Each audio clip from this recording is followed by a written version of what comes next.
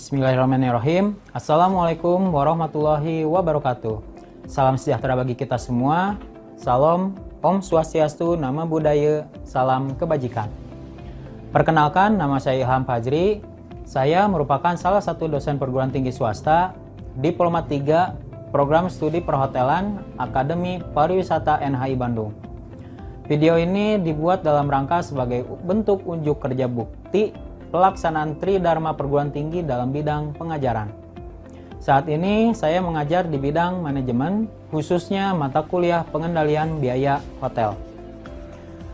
Adapun untuk mata kuliah ini merupakan mata kuliah yang di dalamnya mempelajari bagaimana caranya kita menghitung, menyusun rencana, membuat catatan mengenai biaya-biaya yang terdapat pada hotel, serta mengendalikannya agar biaya yang dikeluarkan tersebut menjadi efisien, tidak berlebihan ataupun kurang.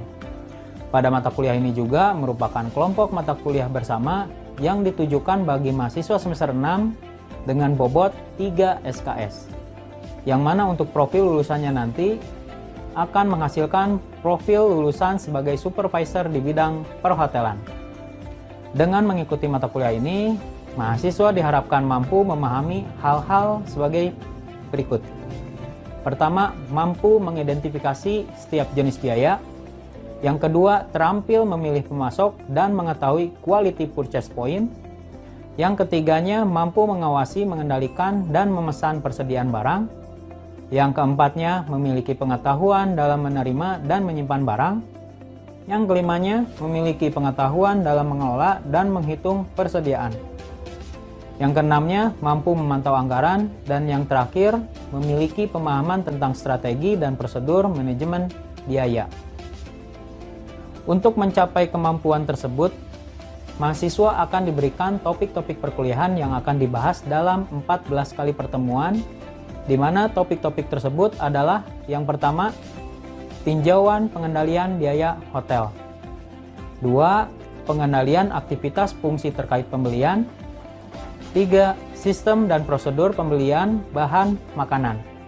Yang keempatnya, pengendalian aktivitas fungsi terkait penerimaan. Kelima, pengendalian aktivitas fungsi terkait penyimpanan dan pengeluaran. Yang keenamnya, pengendalian aktivitas fungsi terkait dalam produksi. Yang ketujuh, ukuran-ukuran baku sebagai panduan dalam pengendalian biaya. Yang kedelapan, pengendalian aktivitas penjualan. Terakhir, kita mempelajari strategi dan prosedur manajemen biaya. Setelah disampaikan gambaran singkat mata kuliah yang saya ampu, selanjutnya saya akan menjelaskan terkait teknik pengajaran saya dengan menggunakan metode DIA. Apa itu DIA? D adalah delivery, I adalah interaction, dan A adalah assessment, di mana untuk delivery merupakan bagaimana caranya saya untuk menyampaikan materi perkuliahan terhadap mahasiswa. Ada dua strategi yang saya gunakan dalam penyampaian perkuliahan, yaitu yang pertama, di sini saya menggunakan textbook dengan beberapa referensi. Referensi pertama yang saya gunakan adalah referensi dari Wiyasa IBM dengan judul buku F&B Cost Control untuk Hotel dan Restoran edisi 2. Untuk buku berikutnya masih dari Wiyasa dengan judul yang berbeda, yaitu Akuntansi Manajemen untuk Hotel dan Restoran. Selain dari dua buku tadi, saya juga mengambil dari modul-modul ASEAN Toolbox, Specialist Center for Food, Tourism, and Hospitality, di mana sumber ini merupakan cikal bakal dari Standar Kompetensi Kerja Nasional Indonesia yang biasa kita kenal dengan SKKNI, di mana SKKNI yang menjadi acuan dalam mengukur kompetensi di bidang vokasional. Selain modul dan buku, saya juga menggunakan referensi dari artikel jurnal saya sendiri di bidang mata kuliah yang saya ampu dalam rangka mengintegrasikan hasil penelitian saya ke dalam pembelajaran. Berikutnya untuk strategi kedua, di sini saya menggunakan pembahasan case study di kelas, di mana saya meminta mahasiswa untuk menyelesaikan case study tersebut, kemudian langsung dipecahkan bersama-sama di dalam kelas tersebut. Kemudian masuk kita ke interaction. Interaction merupakan bagaimana cara saya untuk berinteraksi dengan mahasiswa dalam proses belajar mengajar, baik itu di kelas maupun di luar kelas. Untuk di dalam kelas, saya selalu menciptakan suasana yang interaktif, komunikatif, sehingga terjadi komunikasi dua arah. Di sini saya memberikan pertanyaan setelah menyampaikan materi, dan juga sebaliknya mahasiswa diberi kesempatan untuk bertanya jika ada hal yang memang belum dipahami. Sedangkan untuk di luar kelasnya, di sini saya mencoba untuk membangun komunikasi menggunakan media WhatsApp Group dan juga Google Classroom untuk memberikan umpan balik terhadap tugas-tugas yang telah dikerjakan oleh mahasiswa. Dan untuk proses pembelajarannya, interaction di sini saya menggunakan pendekatan Student Centered Learning atau yang disingkat dengan SCL. Sehingga mahasiswa lebih banyak melakukan eksplorasi dibandingkan dengan hanya menerima informasi yang saya sampaikan. Keuntungannya, mahasiswa tidak hanya memperoleh pengetahuan dan keterampilan yang berkaitan dengan bidang keahliannya saja, akan tapi juga akan berkembang keterampilan komunikasi, bekerja dengan kelompok, inisiatif, berbagi informasi, dan penghargaan terhadap orang lain. Kemudian yang terakhir ada assessment, yaitu bagaimana cara saya mengukur penilaian kinerja mahasiswa secara objektif di kelas. Ada 4 hal, yaitu yang pertama meliputi dari kehadiran, kedua tugas, ketiganya UTS, dan keempatnya adalah UAS. Untuk kehadiran, saya mengambil sekitar 10%. Dan untuk tugasnya 20%, UTS-nya 30%, dan UAS 40%. Selanjutnya, saya akan memberikan cuplikan mengenai pembelajaran saya pada mata kuliah pengendalian hotel secara tatap muka di kelas. Selamat menyaksikan. Oke, assalamualaikum, selamat pagi semuanya. Waalaikumsalam. Selamat pagi, Pak. Oke, gimana kabarnya hari ini? Baik. Siap ya kita untuk belajar? Siap. Oke, ada yang tidak hadir? Ada Pak, 1 orang. Atas nama Kandau dan Mandarawa. Atas nama Kandau? Oh, kenapa dia? Dia sih bilangnya ada acara keluarga, jadi dia harus pulang. Oke, Kandau. Oke, baik. Kita langsung aja ya masuk ke materi kita, yang mana hari ini kita akan membahas terkait metode pembelian. Kita masuk ke metode pembelian. Nah, sebelum kita masuk ke sini, saya mau review dulu nih yang sebelumnya.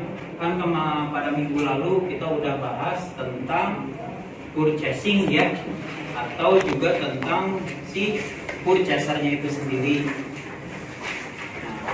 Yang mana si purchasernya ini kan ada berbagai macam tugas ya. Salah satunya adalah melakukan transaksi pembelian. Nah, tapi selain itu kan ada lagi. Mungkin ada yang masih ingat nggak?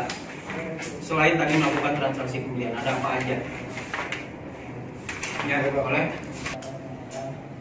Untuk peran fungsi purchasing itu ada 5. Yang pertama itu mencari rekanan pemasok atau supplier. Yang kedua itu melakukan transaksi pembelian. Yang ketiga itu memantau transaksi pembelian. Dan yang keempat memantau perkembangan harga pasar secara berkala. Dan yang kelima mengevaluasi rekanan atau mengevaluasi supplier.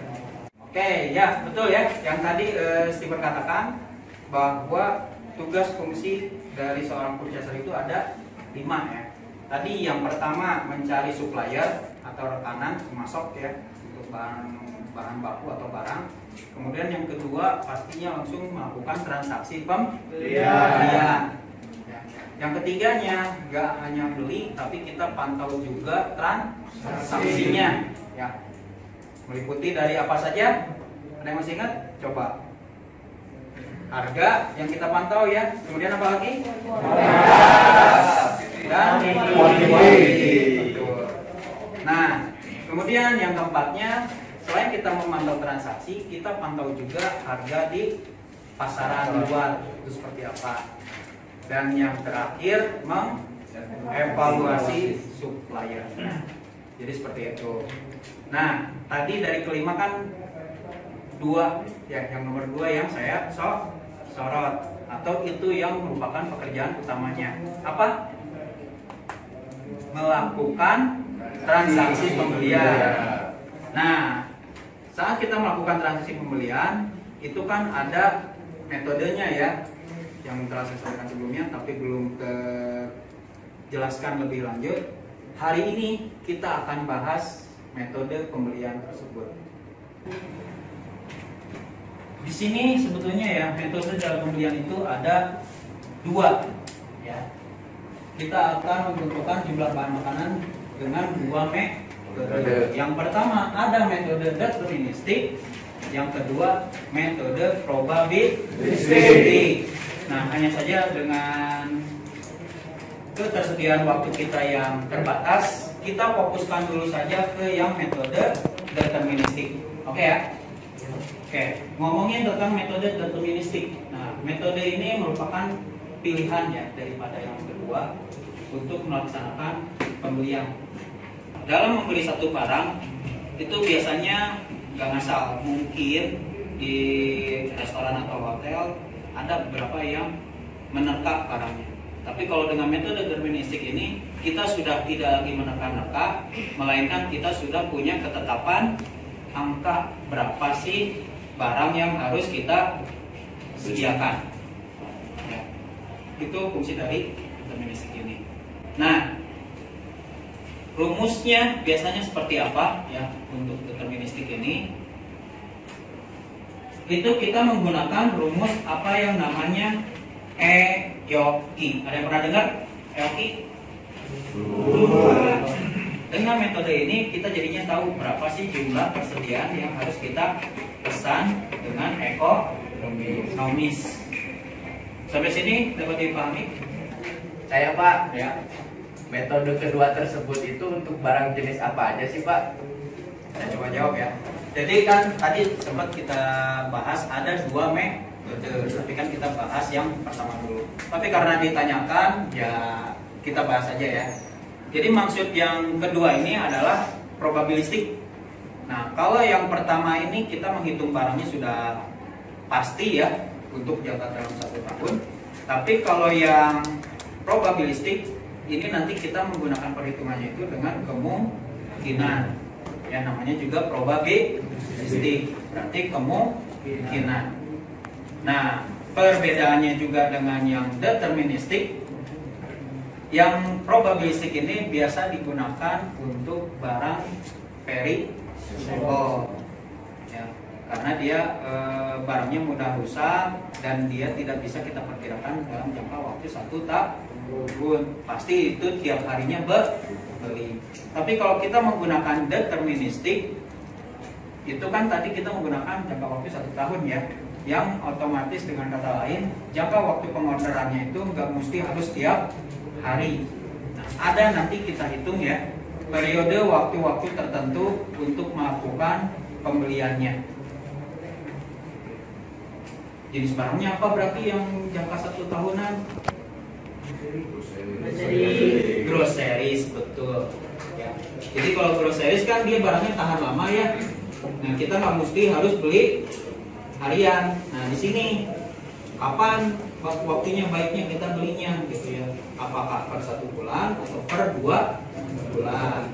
Selain itu juga berapa yang jumlah yang harus kita beli? Apakah sekian ratus atau sekian puluh? Nah, di sini yang akan kita tetapkan ya, dengan menggunakan rumus apa tadi? EYOKI alias Oke, gimana? Paham ya? Paham. Ya. Nah, berikutnya kita langsung masuk ke rumusnya.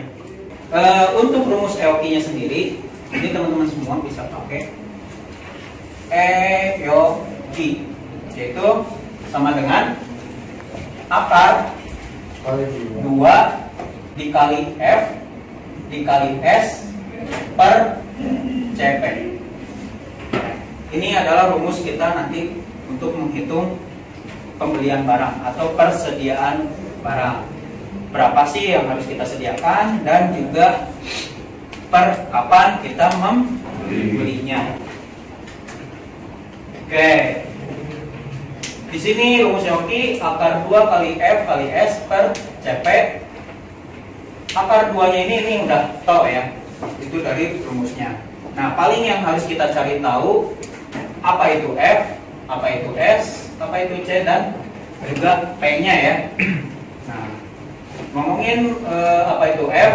F itu adalah biaya tetap atau fixed cost untuk misalkan contohnya pengiriman barang ya, atau upah jasa angkut, atau apalagi yang kira-kiranya kalau kita pesan barang butuh kita ngeluarin dana, biaya admin boleh bisa. Kemudian atau biasanya kan kalau kita ke supplier nelfon ya, biaya pulsa pun bisa kita masukkan ke F sini. Jadi biaya-biaya tadi. Kemudian S-nya apa? S-nya itu adalah perkiraan dalam jangka waktu 1 tahun penggunaan barang kita. Jadi supaya kita tahu untuk tahun ini, kita harus mengetahui dulu data tahun kemarin. Jadi tahun kemarin itu kita menggunakan barang tersebut berapa banyak. Nah, sehingga nanti bisa diproyeksikan ke tahun ini. Dimana tahun ini kita nanti belinya berapa kali sih, berapa yang harus kita beli, dan tahu di kapan saja kita waktu ini. Kemudian ada C. C apa C? Carrying cost, atau bisa kita sebut juga masih variabel ya. C ini dia bisa ada, bisa tidak. Contohnya apa? Asuransi. Nah, asuransi ini biasanya ditetapkan oleh perusahaan. Kan ini otomatis kita stok barang ya, yang barang grocery, dia kan bisa disimpan lama, jadinya bisa di stok lama juga kan. Nah, karena dia di stok lama, terkadang si hotelnya tersebut atau restoran tersebut menggunakan asuransi untuk keamanan barangnya. Nah, nilai asuransinya itu dimasukkan ke C sini. Tapi kalau dia tidak pakai asuransi, C ini bisa aja hilang. Yang nggak dipakai. Dan yang terakhir ada P. P itu apa? Price alias harga. Harga dari apa? Harga dari tiap unitnya. Kita langsung coba hitung ya. Nah, tadi kan rumusnya adalah EOQ sama dengan akar 2 kali F kali S per C kali P. Berarti akar 2 dikali F-nya berapa tadi? 85.000. Untuk CS-nya 4.000 ya. 4.000 per C. C itu tadi asuransi per tahunnya berapa? 10 per 10%. Berarti sama dengan 10%. Dikali, nah harga tiap unitnya berapa? 20.000. Berarti sama dengan akar 2 kali 85.000 kali 4.000. Coba boleh dibantu hitung. 680 juta. 680 juta. 680 juta. Nah, di bawahnya kan ada lagi ya, 0,1 dikali 20.000. Kalau mati coba 2000 ya. 2000. Ini sekarang kita masuk lagi ke berikutnya. Masih akar 680 juta dibagi 2000 berapa?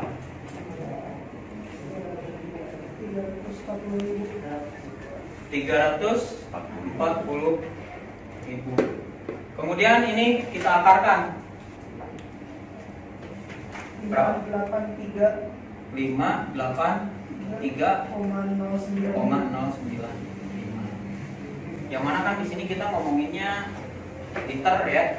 liter atau bisa bis ya tadi ke jerigen ya. Nah, per jerigennya ini adalah per 1 liter. Nah, di sini udah kita ketahui nih ada 583,095. Karena kita ngomonginnya 1 jerigen atau 1 liter lah ya, kayaknya nanggung ya, maka kita bulatkan. Kalau kita bulatkan berarti kalau di sininya koma 0 ke bawah berarti tetap ya 583 jerigen atau liter. Nah, angka apa ini? Ini adalah angka jumlah yang harus kita sediakan di gudang, atau bisa kita sebut dengan jumlah persediaan yang aman di gudang. Jadi biasanya sebuah perusahaan itu harus membeli banyak ya. Kenapa? Coba, daripada kita belinya satuan. Ada yang bisa jawab? Saya Pak, biar biaya-biaya yang ongkir dan biaya teleponnya nggak terlalu mahal, jadi lebih efisien. Oke, lebih efisien ya. Nah, bisa tuh salah satunya tadi kita beli banyak itu kan otomatis kita nggak jadinya nggak order, nggak ada biaya pengiriman ya. Nah, di samping itu ada lagi. Saya Pak, biasanya kalau misalnya belinya banyak, biasanya dapat diskon Pak. Betul juga ya. Jadi kalau kita membeli dalam segitu banyaknya ya, misalkan langsung kita sediakan 583. Nah, keuntungannya makanya juga disebut ekonomis. Kita irit di biaya pengiriman karena kita nggak beli barangnya berkali-kali. Kemudian juga biasanya kalau kita beli jangka besar itu ada diskon. Jadi kalau saya gambarkan ya, mengikuti rumus tersebut tadi ya, ROP sama dengan S per EOQ, alias berapa tadi? 4.000 dibagi 583. Berapa 4.000 dibagi 583? Coba kita tolong dihitung kalkulatornya. 6,8 sekian ya. Yang mana berarti kalau kita bulatkan ini di angka 8 ke atas ya, berarti naik ya 7 kali. Titik poin dalam tiap tahunnya kita akan melakukan 7 kali pemesanan sabun cuci.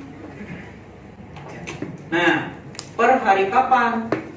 Nah, per hari kapannya ada rumus lagi di sini, yaitu kita lihat jangka hari pemesanannya itu dalam 1 tahun dibagi jumlah ROP-nya. Nah, untuk 1 tahun ini kan harinya macam-macam ya. Ada yang bilang 364 hari, ada yang bilang 1 tahun itu 365, bahkan ada yang bilang 366. Kita ambil tengah-tengahnya, oke ya. Kita ambil tengah-tengahnya, 1 tahun itu adalah 365 hari. Oke. Dibagi ROP. ROP-nya berapa? 7. Kita coba ya. 365 dibagi 7 sama dengan berapa?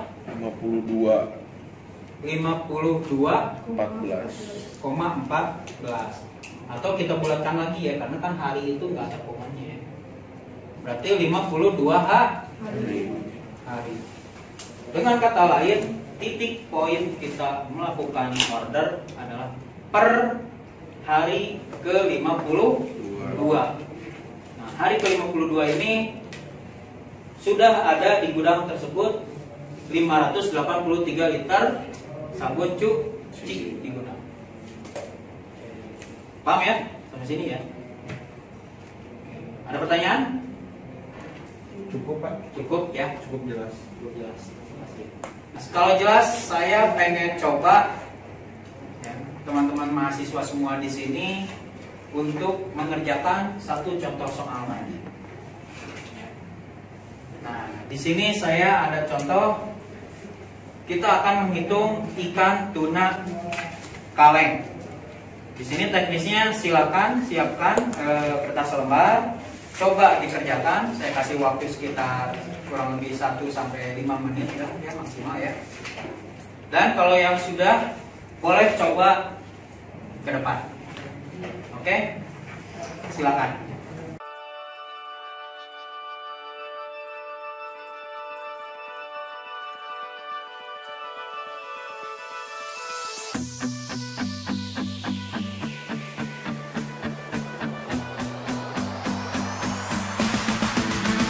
Ini ada yang sudah selesai. Yang di depan, coba. Oke, silakan coba.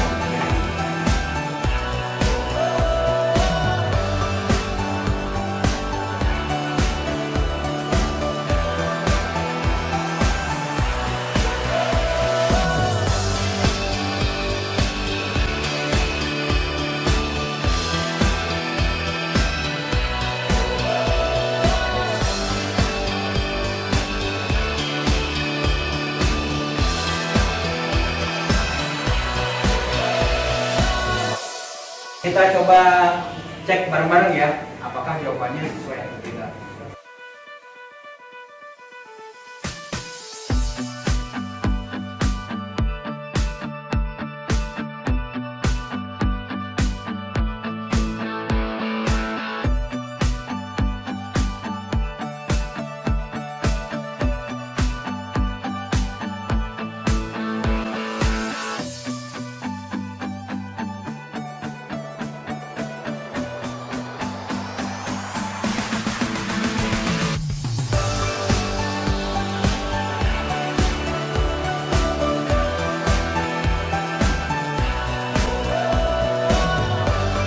Jadi seperti itu ya. Jelas? Jelas, Pak. Oke. Baik, ada pertanyaan? Cukup ya. Baik, kalau misalkan sudah tidak ada pertanyaan lagi dan ini sudah jelas, saya akan coba menyimpulkan pertemuan kita hari ini. Ya.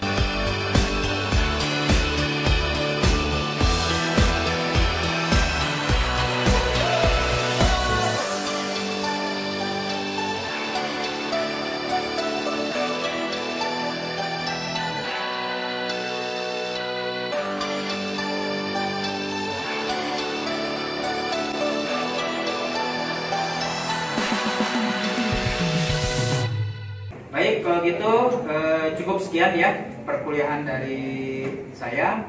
Mudah-mudahan apa yang tadi kita bahas itu bisa diterapkan nantinya ya saat teman-teman semua sudah di luar. Kalau misalkan nanti ada yang kurang ternyata dari saya dan baru keingetan ya, ada yang ingin tadinya ingin ditanyakan, nanti boleh ditanyakan di minggu depan. Terima kasih lagi untuk hari ini. Wassalamualaikum warahmatullahi wabarakatuh. Demikian video bentuk unjuk kerja bukti pelaksanaan Tridharma Perguruan Tinggi dalam bidang pengajaran terkait mata kuliah pengendalian biaya hotel yang telah saya sajikan. Semoga bermanfaat. Terima kasih. Wassalamualaikum warahmatullahi wabarakatuh.